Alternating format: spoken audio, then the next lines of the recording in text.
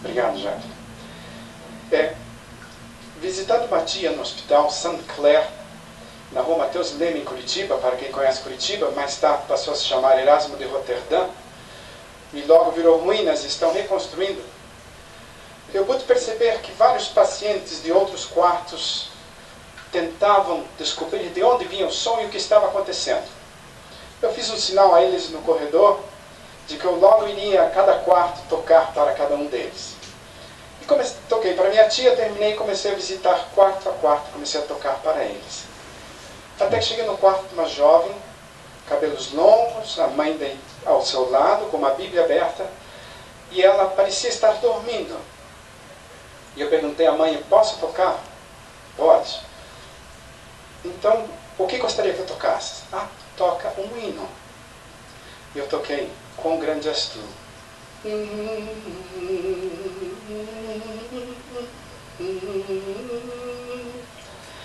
E fui tocando.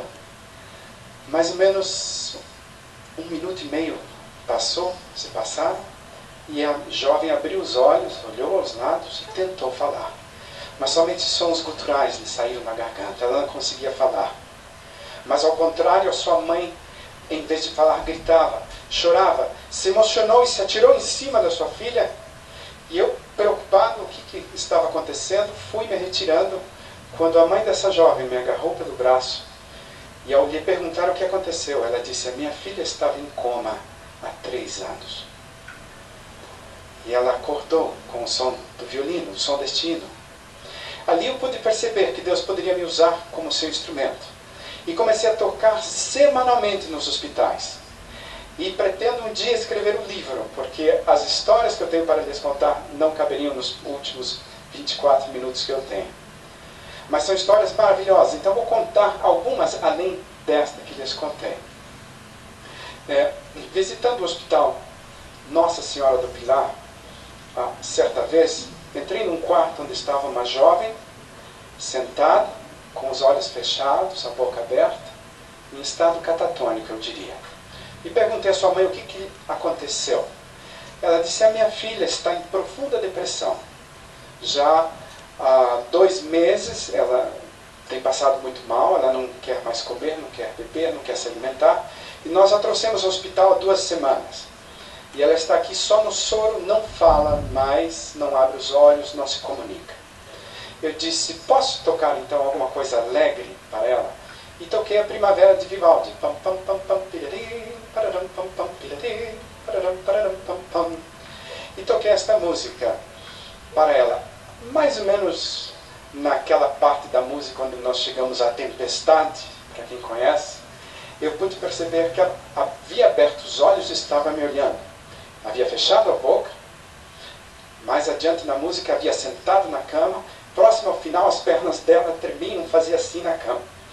E quando terminou a música, ela estava realmente muito excitada, muito alegre, muito acordada, muito viva, digamos. E eu perguntei à sua mãe, como é o nome da sua filha? E a própria moça olhou para mim e disse, Elizabeth é o meu nome. Eu disse, Elizabeth, fico muito feliz em ter tocado para você, fazer você se sentir melhor. Desejo que Deus continue contigo. Saúde, felicidades, até uma próxima. Saí pelo corredor, vi 2 enfermeiros correndo rapidamente, caminhando rapidamente. Eu os conheço, pois toco toda semana lá no hospital. Eu os parei e perguntei, o que aconteceu? A Elizabeth nos chamou, nos telefonou, ela quer que nós a ajudemos a levantar da cama e caminhar pelos corredores do hospital. Ela quer caminhar. Então vejam o poder da música, como a música realmente pode nos fazer muito bem. Uma outra próxima palestra poderemos falar sobre todas as questões dos hormônios que são liberados através das músicas que nós ouvimos, não é? E toda a reação física e psicológica, mental e espiritual que a música pode nos dar. Mas essa é uma das belas histórias que eu gostaria de contar para vocês, porque realmente momentos maravilhosos têm acontecido. Eu tenho chegado a quartos de pacientes onde eles choram, pedem a Deus que Deus abençoe as minhas mãos, agradecem profundamente e dizem terem realmente tido uma experiência muito espiritual. Me lembro uma vez um senhor que estava com câncer e ele deixou a porta entreaberta E eu toquei pelo vão da porta para ele. E quando terminou a música, eu enfiei o rosto assim na porta e disse: que Deus esteja contigo. O quarto estava escuro e lhe desejei felicidades. E os lágrimas rolaram dos seus olhos e ele me olhou do sofá onde ele estava sentado lá dentro e ele disse para mim: Deus acabou de me fazer uma visita. Jader.